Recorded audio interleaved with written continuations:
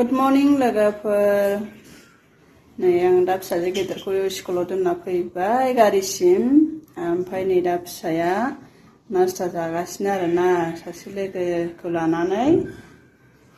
bread जागासिनो बिसोरो ओमफ्राय बिसोरखौ ब्रेड जाहोखांनानै आङो दा ओरैजाय थासुमलि रुनांगौ दं आरो आमलाइ रुनांगौ दङ बोरायाबो फैसिगोन नालाय साहाबो बानायना दोनखानोसै आङो नै लोगोफोर आंना आलासिफोरा सानैबो मा जादों लाजिदों सासे दे जा दे लाजिनाङा जा स्कुलाव टाइम जाबाय दा जादो दे नुवाखै टिभियाबो माखौ नायदों हनै बेखौ मोजां मोनदों नायनानै जा ओइ बोराया मा खालामदों हिटाराव बोराय मा खालामदों टाइट जादों गिदिङा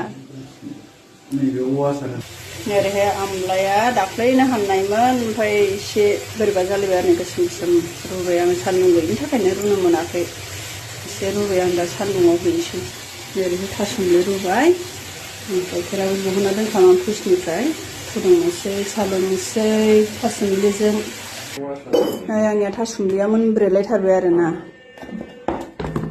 जाबाय ओमफ्राय नै गाइखेर साहा कापनै लाबाय बेनो लोगोफोर ओमफ्राय नै आमलाइ रुनायाबो जाबाय आं दा बेखौ गुसु खालामनानै